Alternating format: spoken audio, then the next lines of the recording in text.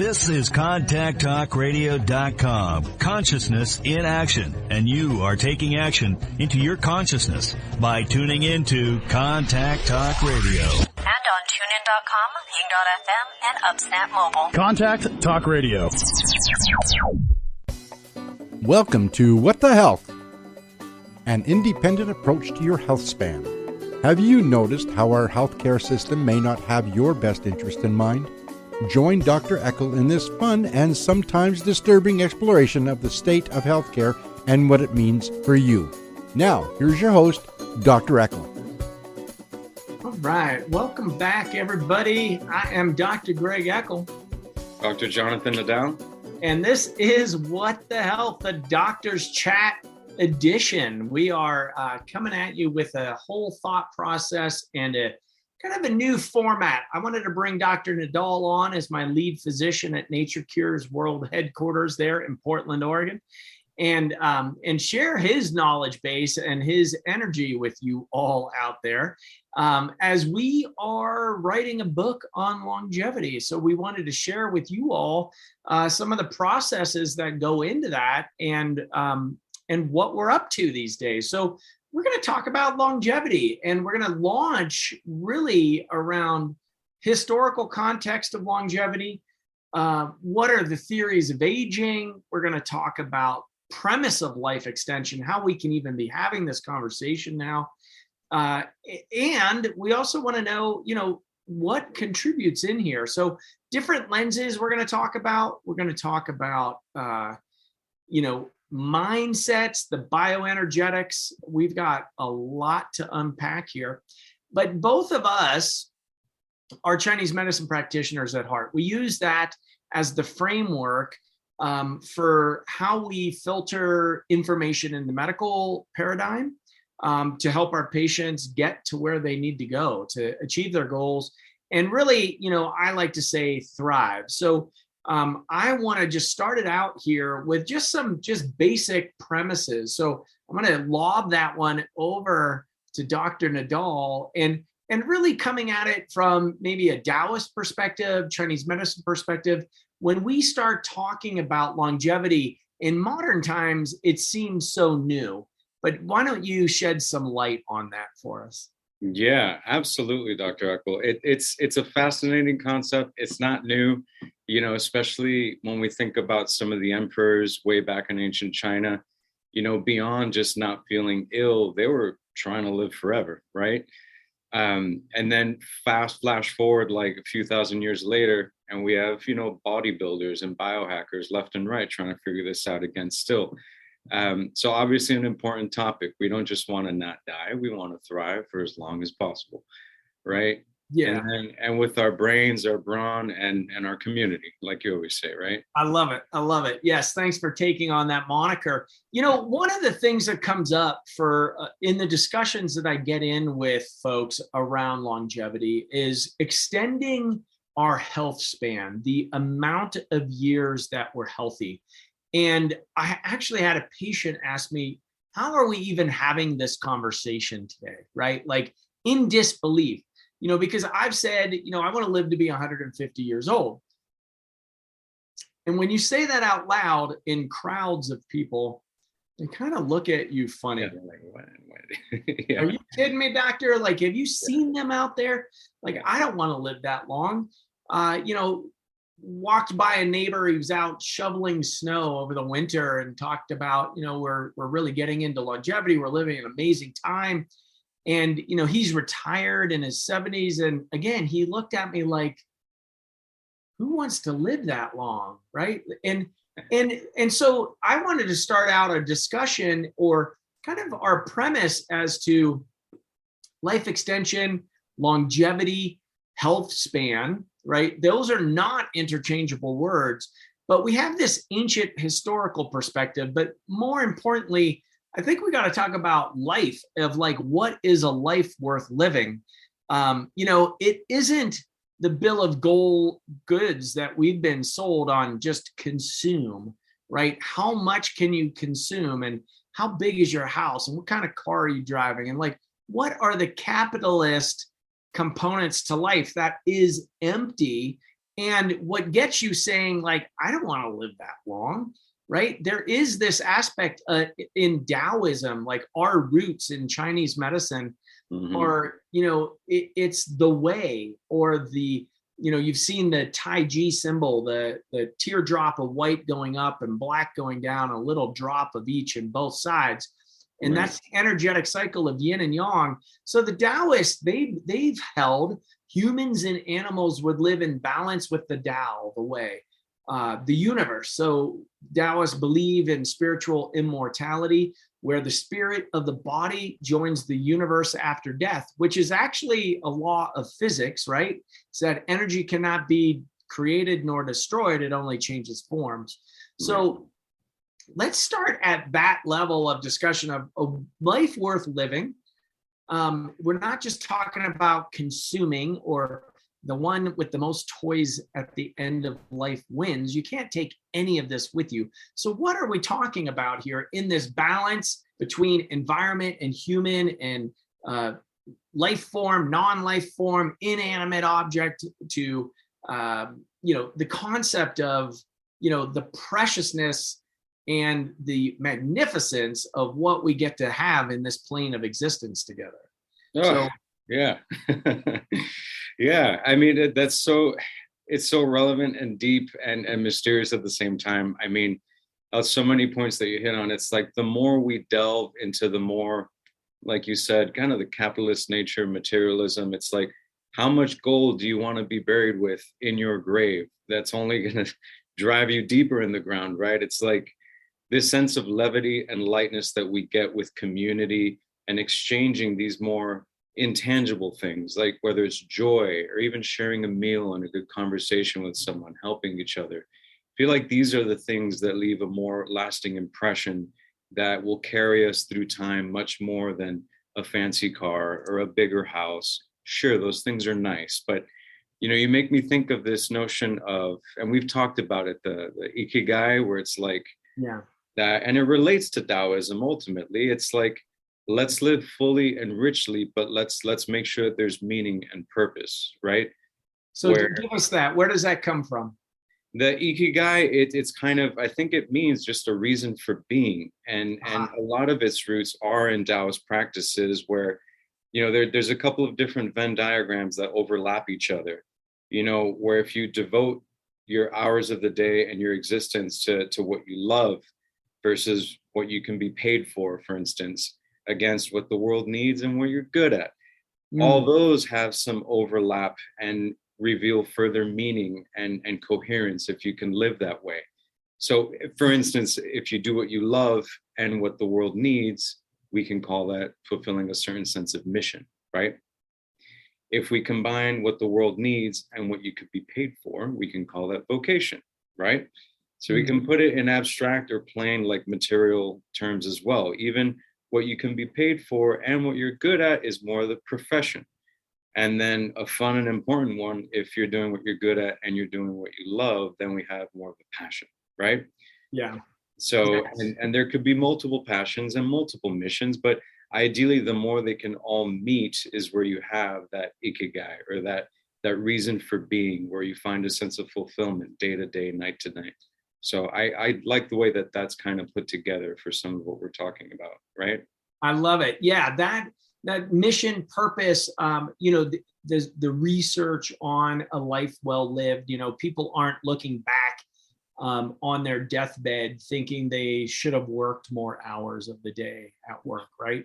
It is about those fulfilling moments. Now, I find myself lucky enough to be doing something that I love every day. So it does consume quite a bit of my day, which is serving you all listening and viewing, because it is very fulfilling to me to get up, to solve problems, and to give presence for, allowing stories to come out, or, people share with us things that they've never shared with another being on the planet. That for me is super fulfilling, and also to get results for people. So there are those aspects of a life worth living, of time well spent with family, relationships and meaningful exchanges, and vulnerabilities and growth.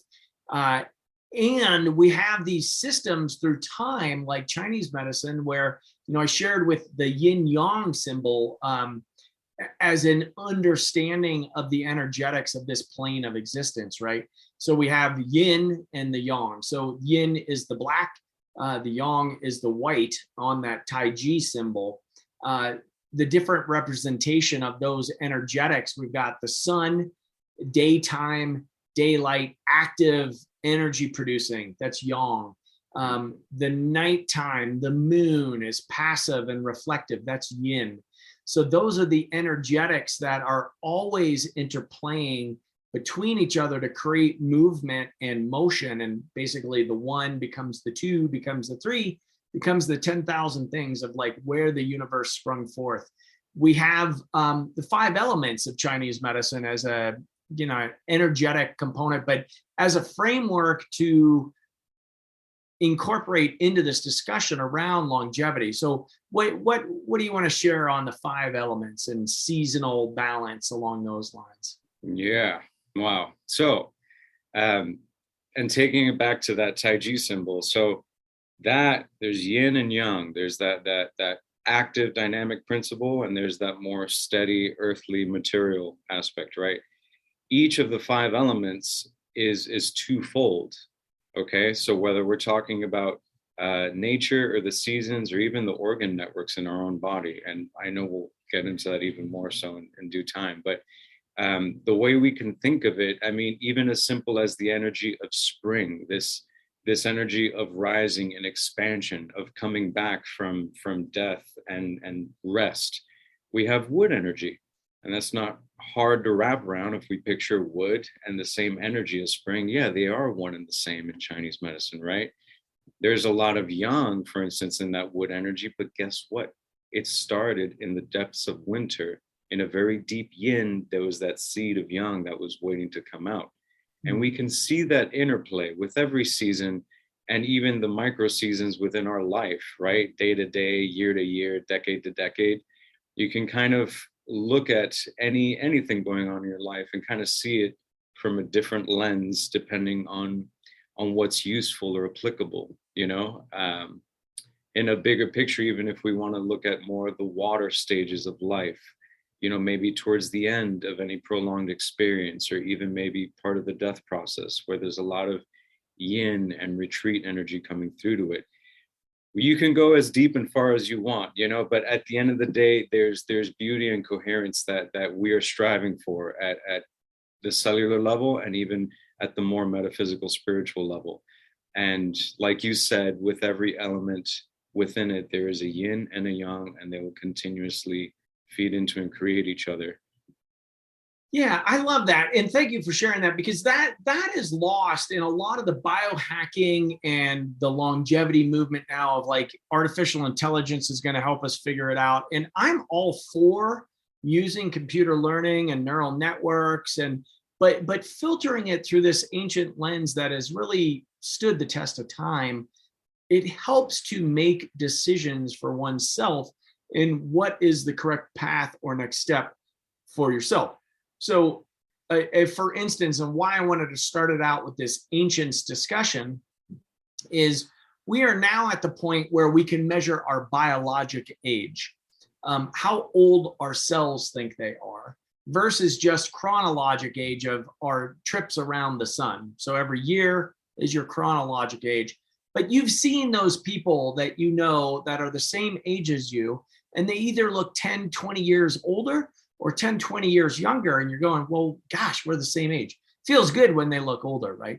But it is, but that component is really around, well, their cells are telling a different story. There's a different narrative happening there where the biologic age of how old the cells think they are is much older or younger.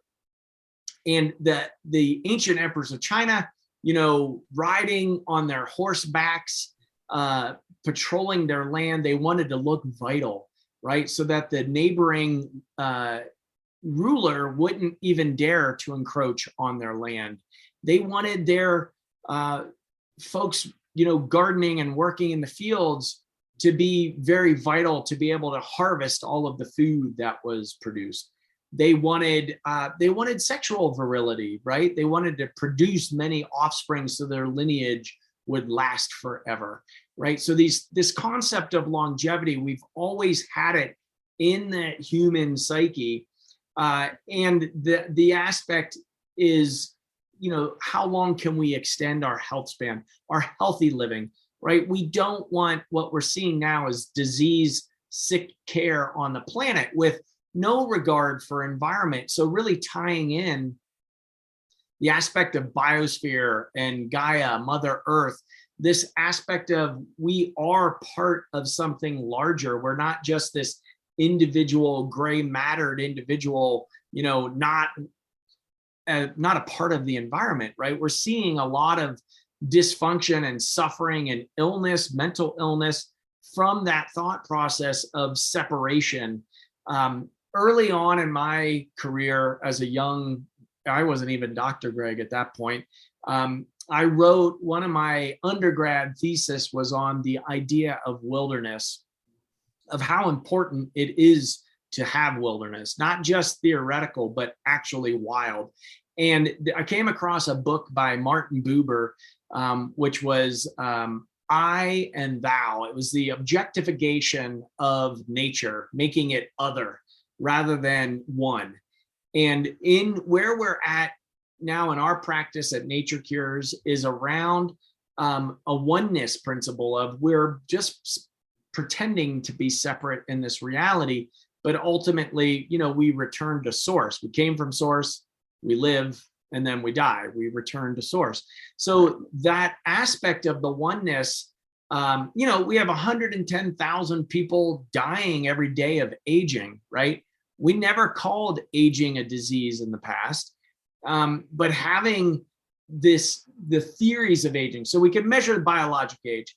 But in ancient times and with Chinese medicine, how do we talk about theories of aging here? And in particular, thinking about life force, Jing, essence, yin and yang fluid along that line.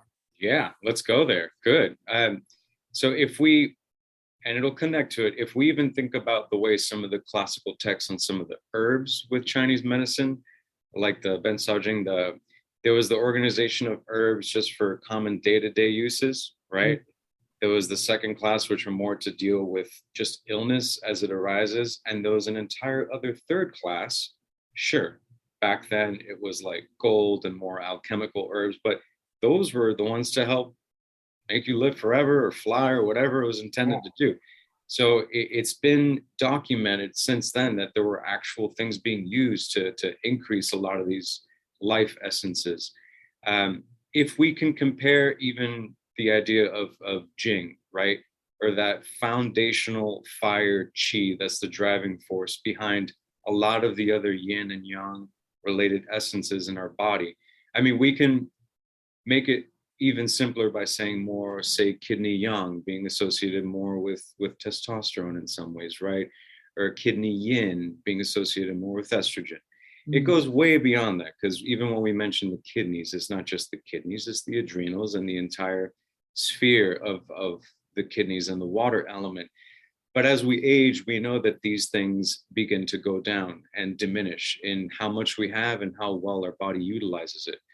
And it's becoming easier and easier to correlate in Western medicine how some of these essences or hormones or even neurotransmitters start to shift and decline as we age.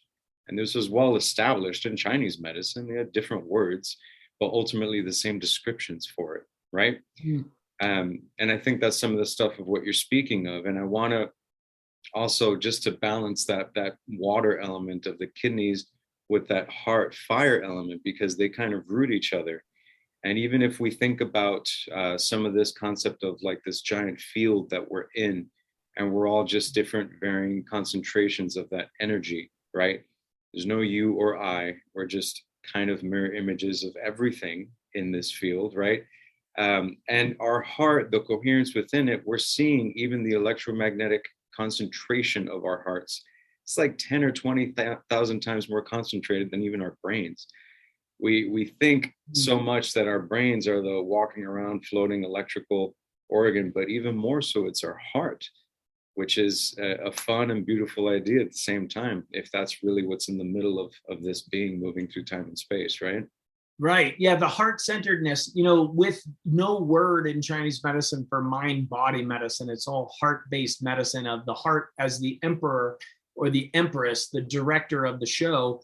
And really, our encouragement in the practice is to really get folks, their frontal lobe open so they can access their creative selves, their creators, and really drop down into the heart space to create from there, rather than some intellectual or rationalized approach to what's happening out here, but opening the heart and actually creating from there, of like in win-win-win scenarios, meaning winning for the individual, winning for the person that they're dealing with, and then winning for the collective as a whole, that we can actually set up the systems to work like that.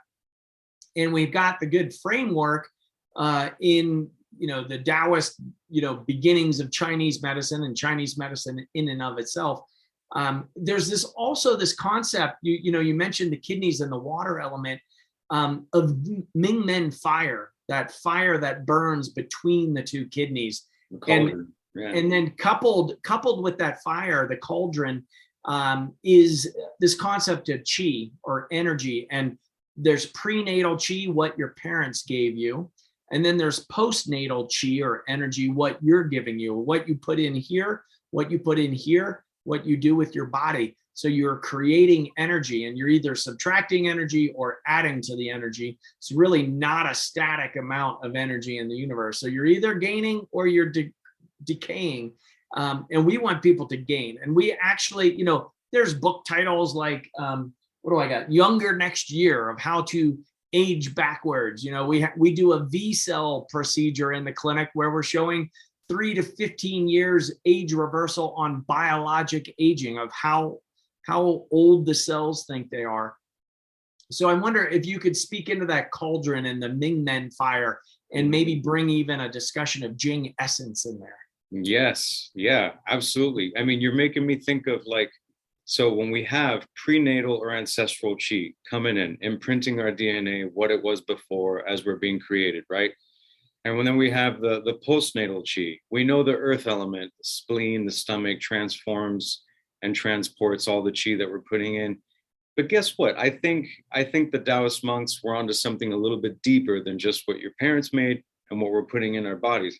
I think they knew some way about even this whole epigenetics things what's going on right now in science. I think they well understood that even what we have been programmed with originally, through the proper use of Ming Men and our essence, and how we go through our day by day, and how we properly use our energy, not a whole lot of excess, everything in moderation, right? Even joy, right? To them. Right. But yeah, if we think about some of these epigenetic changes that we can start implementing through some of the genetic tests that we're using, just to see like chronological age versus biological age, which you were speaking about, we're realizing through food, nutrition, lifestyle, some of the regenerative medicine procedures that are out there, like the V-cell that you mentioned. There's a lot of ways that we could even change the methylation patterns on our DNA so that it is not shutting off and shutting on the way that supposedly it was programmed through from our parents. I feel like that is the modern alchemical equivalent of what is really being put into the potential cauldron of us seeking this elixir of life and carrying it forward in a much more profound and prolonged way. Yeah, that component. So let's speak about Jing, because that's not really an equivalent in the West of what we have around that. And this is the life force energy that comes from the fountain of youth. In the Ming Men fire is this fire that burns between the two kidneys, and it steams the water of the kidneys, which is life energy, and it steams it and allows it to perfuse the body. So we have some of these prescriptions around what increases energy, what decreases energy. So what has been called the tiny death is ejaculation, right? Anytime a male ejaculates, is the loss of essence.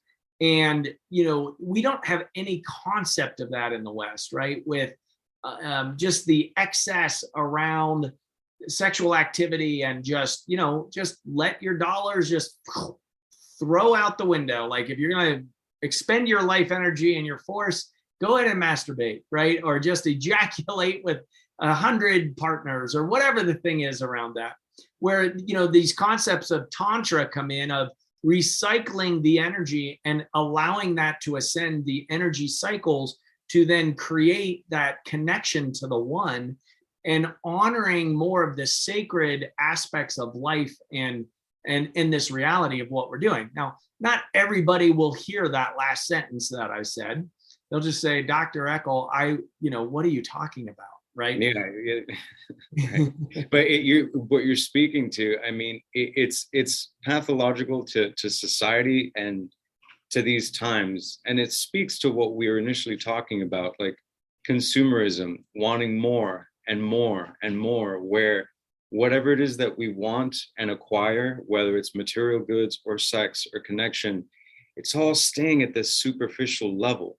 So we fall under the delusion where more quantity is more, and we're forgetting the deeper elements that originally even things like sex and mating and copulation were meant to do. When it comes to tantra, there's a lot of talk of essentially ritualizing sex, and I think it's healthier to remember that it's ultimately adding sexual energy to ritual, right? Mm-hmm. Just that weird gray area that can become very meaningful and beautiful. We think about what you said, like through ejaculate, through semen. If you lose some blood through a wound, that's fine. You'll be good in a few minutes, right? You can be sweating for an hour or two, working outside or at the gym, you'll probably be good. But then when it comes to what you mentioned, la petite mort, right? Or yes, even after some intimate time, you're probably out for a little while. And that puts you out more than anything. And that's just a tablespoon worth, right? So it's right. Even conceptually, it's like, wow, yeah, that's some really important stuff, Yeah. If And we never get taught about it, right? In any terms, it's like it's a forbidden topic because, it's, like that's pornography or whatever the concept is. And really it comes back to a life worth living, with poetry and music and dance and love making, all of these things that, we only get this body for this short amount of time on the planet. And we haven't really been taught like what it's capable of doing, right?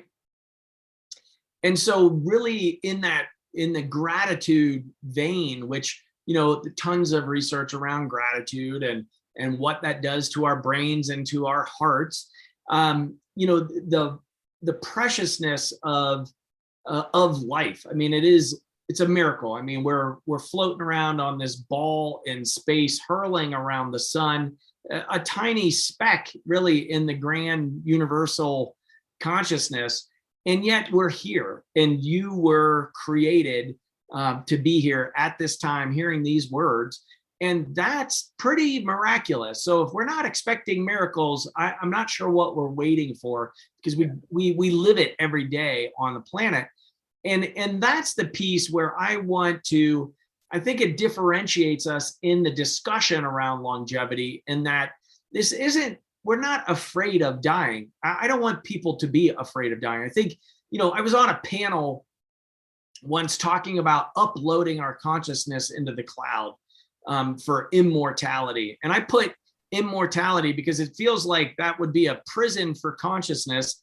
I said, look, I do not want to live forever like that. I don't know what other planes of existence there are and what work I actually came to do here. So this is one stop in a grand continuum of things as far as I'm concerned. And so, yes, I want to maximize the days on the planet that I do have my brain, my brawn, and community. I'm inviting folks that are listening to this to come along on this ride and this discussion with us, because we're going to have some fun. And we're going to weave in the ancient stuff and weave in modern science, and really where the two come together is a pretty magical place. So you brought up, the other component that you brought up was bioenergetics. And we just kind of touched on it, rooting it here. Yes, I brought up Jing Essence and had that conversation here. But I also want to talk about the field and that this aspect of unity consciousness and separation from self versus oneness.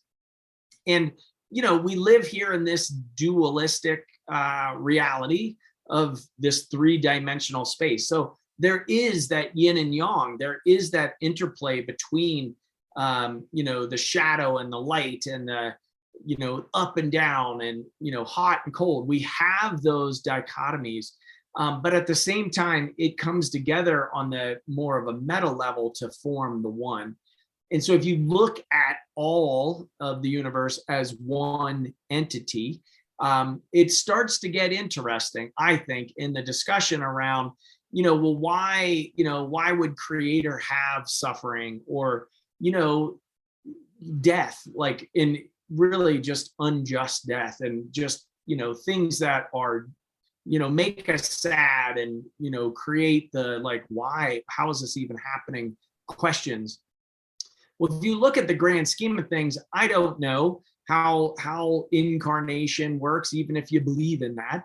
But if you look at the whole evolution of the planet, we've been here for a short period of the time on the planet. So it's almost like consciousness is waking up to the awareness of consciousness, right? Yeah. And that comes through us as humans.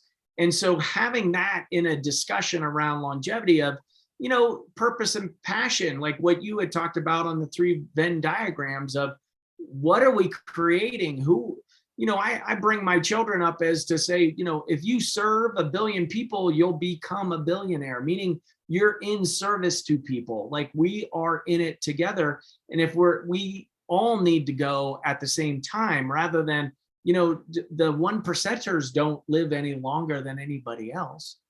And, it's not, there isn't that separation. And so if we all kind of woke up to that and stopped playing somebody else's game in the longevity front, I think, one, we would have more joy. We would have a lot more fun, and perhaps a lot more ease, with more equitability and abundance for all, because we actually do live in a very heavenly state here, if we could get enough people to see it and realize it. I just took us on a way big tangent, but I want to see where you go with that, Don. No, I mean, I have a quote from Rumi. Can I share it? Please, yes. Because it's a beautiful one. The other night I was rereading. So, out beyond ideas of wrongdoing and right doing, there's a field. I'll meet you there. When the soul lies down in that grass, the world is too full to talk about. Ideas, language, even the phrase each other doesn't make sense. Right? It's... Yes. Poetry. That's what we're talking about here. So for more poetry in capturing, what is happening. And so, I'm going to pose a question to our listeners and viewers, and we want to make these more interactive with you all. So you are welcome to send us some thoughts and some input here. And I'm going to say, I'd love to have you send it to support@naturecuresclinic.com. So it's SUPPORT at nature, singular, cures with an S, clinic.com. I'll put that in the show notes as well. But, we want to hear from you. Like, what is a life worth living? What do you think it is? What is it for you? Because it's different for each of us. I agree with the poetry. Rumi is so inspirational on how he was able to actually capture the essence of what we're talking about here. So that, thank you for that. That was awesome. Yeah. So theories on aging. So we're talking about the ancient theories. So if we bring that up into modern discussion, so there's a program theory, there's an endocrine theory, there's an immunological theory. Yeah.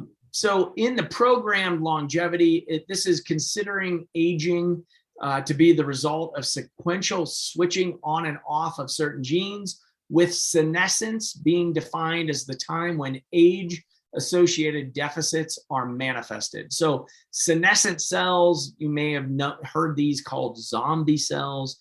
They're basically when a cell replicates to a certain level, it only has so many replications until it becomes kind of a zombie cell. It doesn't do what it was programmed to do. but it keeps replicating and kind of clogging up the system. So that's called programmed longevity. There's another one called, oh, do you have something on that? Yeah, no. Yeah. Endocrine, yeah.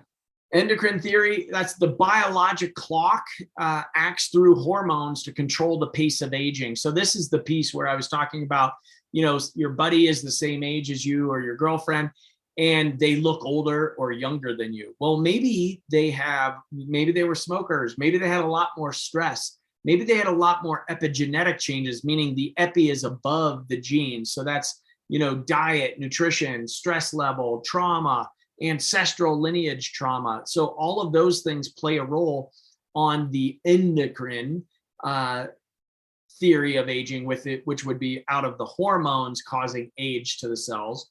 And then immunological, which is on our immune system. We know as we age, our immune system it can become less effective. So the immune system is programmed to decline over time, leading to an increased vulnerability to infectious disease and thus aging and death, which is what we just saw going through the pandemic, with the highest likelihood of death from COVID was over 75 years old because of the programming of the immune system not aging well, or it declines with age. That makes you more vulnerable as you age. Now, it doesn't have to be that way, but that's what we're seeing in modern era aging component. So those three are types of aging, and ultimately aging happens on multiple levels. I think one of the biggest aging that we see in the clinic is of mindset. We hear, if you ever hear, just get used to it, you're getting old, you should fire that provider immediately. It is not true. I have 91-year-olds, and you can go on our YouTube channel to see Lois. She called me up on her 91st birthday, thanking me because she was healthier at 91 than she was at 81. So this woman came in at 81, and you think, most 81-year-olds are being written off by their general providers and practitioners, even the gerontologists. And, I leave the door open. We're realistic. We're not over promising. We like to over deliver, but, it's so gratifying to have a patient 10 years later, she's walking around, she's talking about going on cruises up to Alaska. She's got more energy than she had 10 years prior. She's wit is there, her sharpness of tracking, like she's sharper than she's ever been, at least in the last 10 years. So you're never too old for this, that you can actually get younger next year. Now, eventually we do die. I mean, that is a reality. We do leave the body, like we've got other things to work on. But we want to create an environment where you are creating from your heart space, and you have love and abundance, and you feel seen and heard and loved. Like you can actually feel it. It's not just words, it's an actual experience on a cellular level, right? And so that aspect of the program theory. Then there's the damaged wear and tear theory, which is the wear and tear and free radicals, which all of these do play a role in the aging process. And we are living at a time where the discussion is we can actually address on multiple levels here on reversing that trend. We just defined aging as a disease. Now that's revolutionary, because that 10 years ago, we are calling aging inevitable. Now it's labeled as a disease. It has an ICD-10 code, which is a diagnosable condition. So, it's treatable, right? And there are more therapeutics coming out. So, I think I like to emphasize health span of, we want good quality living to the very end. And we want to promote enjoyment and fulfillment and abundance. And then we get into this scarcity versus abundance mindset. And so maybe we want to talk about that in kind of a more beautiful state of creation versus suffering. And the nice thing about this 3D reality is we have free will, so we can choose how we want to experience it, but people don't understand that that is a choice.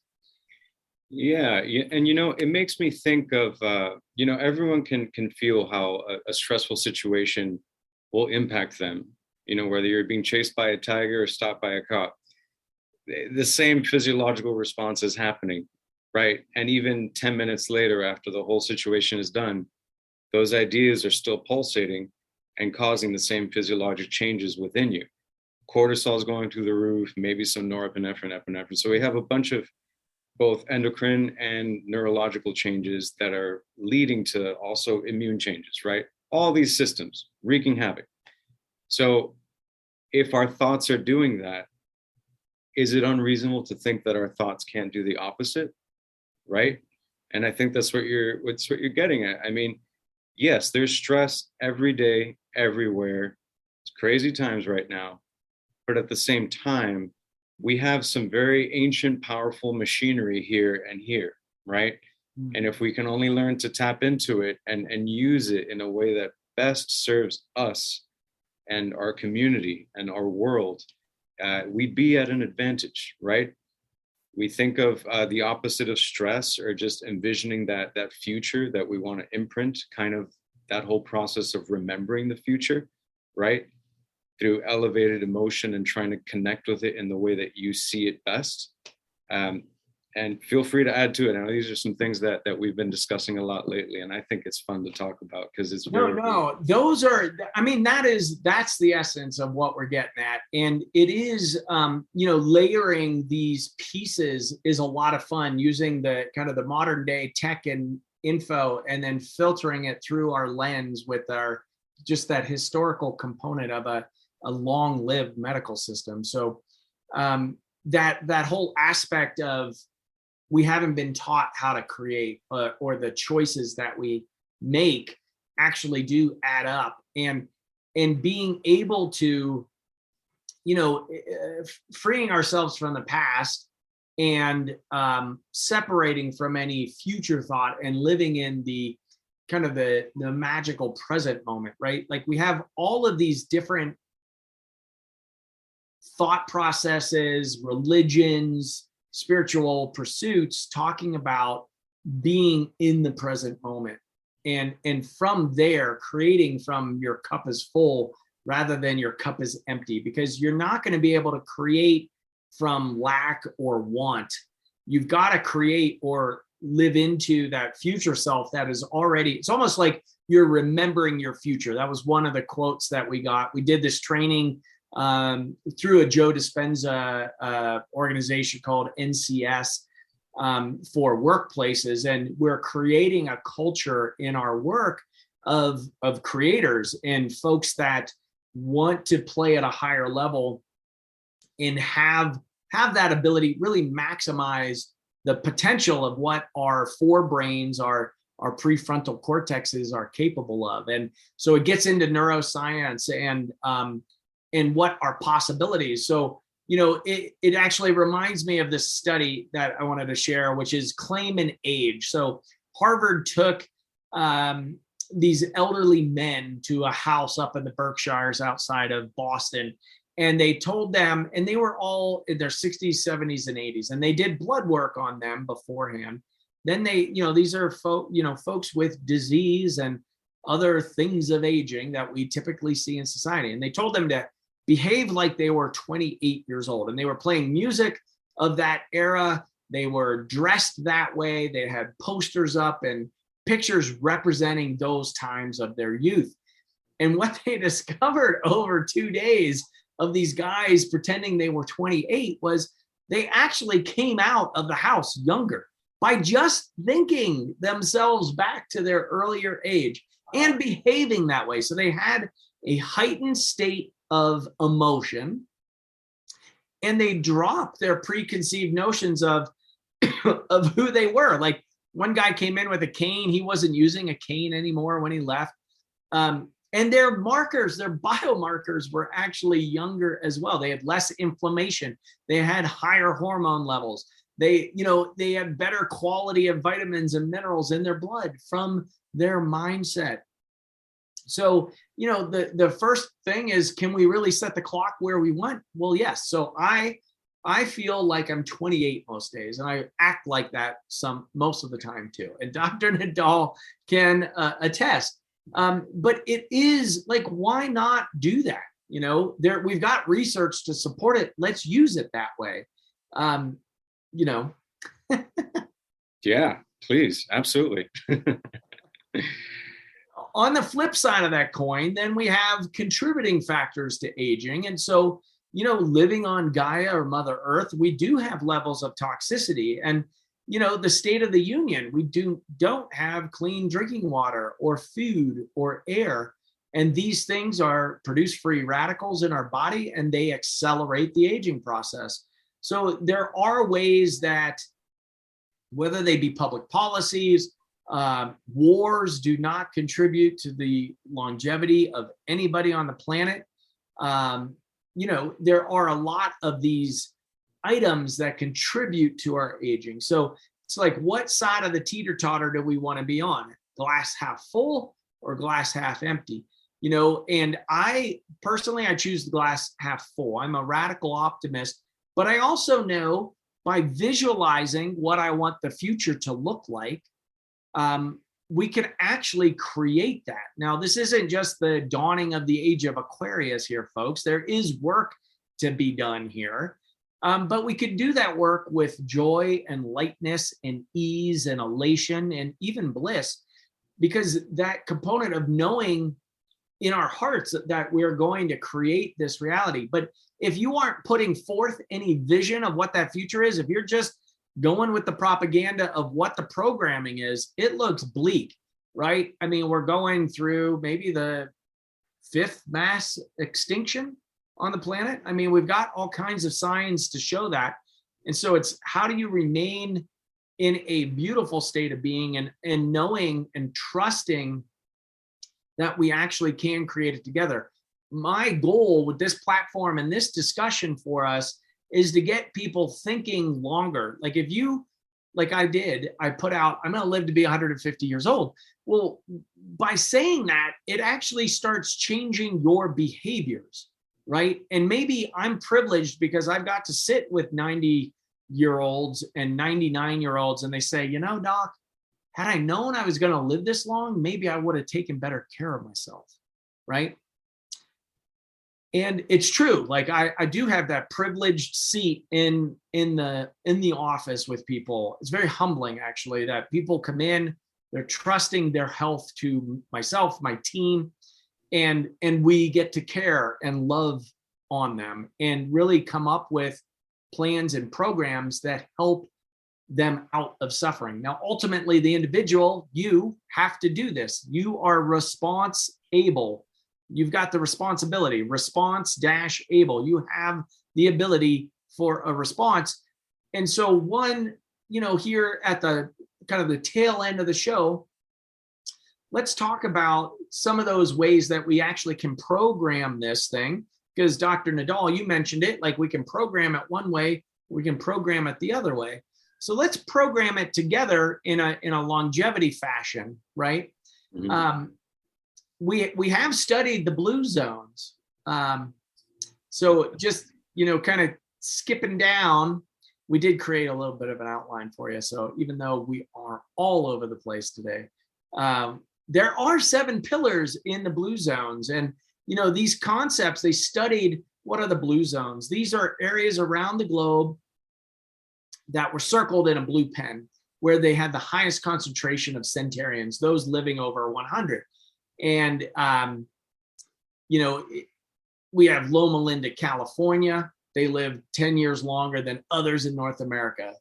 Icaria, Greece. They're the lowest levels of middle-aged mortality, lowest rates of dementia. Sardinia, Italy. This is the highest concentration of male centenarians. The Italian men, they've got it. I guess it's their jovialness. The Okinawa, Japan, females over 70 are the longest lived population on the planet.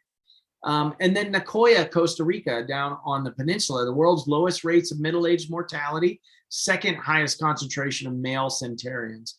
And so they studied You know, what were the qualities here? And we have 7 pillars. Do you have those, Dr. Nadal? You want Yeah. And if we think enough, we could almost figure them out, right? So moving naturally, right? So most of them aren't going to the gym. We're talking about gardening, even house cleaning. I'm going to add probably dancing in there too. Yes. Right. Just moving naturally, getting those lymphatics, blood flow, joy, community. That's all in that, right? Another one is purpose. You know, I mentioned the Ikigai earlier, and having a sense of purpose is huge. The Okinawans call it Ikigai. Nicoyans call it pura de vida or pura vida, right? In Spanish. Yes. Both are living the good life, ultimately, right? Knowing your sense of purpose, it's worth up to adding 7 years at least to your life, right? And then less stress experienced. So they have routines that help shred stress, right? Everyone experiences stress. You can't be immune to it, but it's how you deal with it and how you process it to let it go that makes a world of a difference, right? Even things like some of these cultures remembering their ancestors, prayer serves a big role, regardless of the religion or spirituality, right? Even naps, listening to your body. How about that? If you're a little tired after a meal, it's okay to lie down for a few minutes and relax. And then happy hour was even mentioned. And there's more to it than discounted drinks. I mean, just having that convivial, like just community and connecting and talking. The next one is the 80% rule. I think this is a really important one because so many of us, when we're starving, we will eat till we eat. But guess what? There's the 80% rule. So basically, eat till your stomachs are 80% full, right? It's a 25-year-old Confucian kind of mantra, hara hachibu. It essentially reminds them to stop eating when their stomachs are 80% full.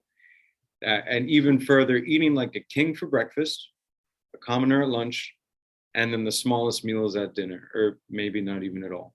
So after you've gone through this entire fast, yes, starting off with the biggest meal, giving your body those reserves, and then tapering it gradually. There's a lot of talk on intermittent fasting and different dieting programs, but I love the simplicity in this because nutritionally it makes a lot of sense, right? Next, as far as what they're eating, we got heavy vegetables, mostly plant-based diet, a lot of beans, fava, balak soy, lentils, all cornerstones. And then when it comes to meat, they're only eating about 5 times a month, mainly pork. And that may be different from region to region. You know, some there might be more fish than others. Serving size is about 3 to 4 ounces of that protein. So that's about a deck of cards. You know, you go to your friend's barbecue and you want several ribs, that might be a little bit more than you need. Definitely not hitting the 80% rule there, right? So just some things to think about. You know, all these can be immediately applied and incorporated with time. And then alcohol considerations, right? This maybe except for Seventh-day Adventists and other considerations, but usually they can die 7 years earlier on average for the teetotalers of just excessive drinking, right? 1 to 2 glasses of wine a day. I know sometimes for males or females it can differ a little bit, but on average, if there's 1 to 2 glasses of wine a day, it can be beneficial if you already are drinking. If you haven't drank for years, this doesn't mean you need to go out and get a bottle of wine because it's going to be good for you. If you're not drinking, that's okay. But that was something common throughout these blue zones, okay? We do overdo it in North America and several other industrialized countries, for sure. The community, all but 5 of the 263 centenarians interviewed belong to some faith-based community, attending some services up to 4 times per month. It adds about 4 to 14 years of life. That's a lot. I mean, what does that community look like? It could be different for everybody. It can be a religious service. It could be making music. It could be chanting, prayer, dervishes, gardening, you name it. I think the aspect of community is the take home there. So those are some of the main pillars. I love it. Yeah. So, and I think ending on community is really appropriate. That's what we are here. It's what gets us up in the morning. We get to come out and share our information with you all. We wouldn't be doing it without you. If you like today's show, make sure you go out, give us a 5-star review, and also share us with your friends and family, because we all do want to age well together. So let's go together. This is information you're not going to get from the mainstream media. The New York Times is definitely not going to be sharing this with you. They want you in a fear mindset so that you can get controlled. So we're looking to open it up. We want to have this discussion with you. Give us an email, support@naturecuresclinic.com. Let us know what is a life worth living. What do you consider your pillars for longevity? And let's do it together. Let's have some fun with this discussion. We're launching right here. This is just the introduction. We're going to talk about the first tenet of aging next show, which is don't die. So we're going to cover the top killers out there and what you can do about them, how to get assessed, and really how to reverse them. So everybody, it has been a real pleasure. Dr. Greg Eckel. Dr. Jonathan Nadal. And this is What the Health, the Doctor's Chat series on the Contact Talk Radio. We are here Tuesdays from 2 to 3 p.m. Pacific time. See you next week.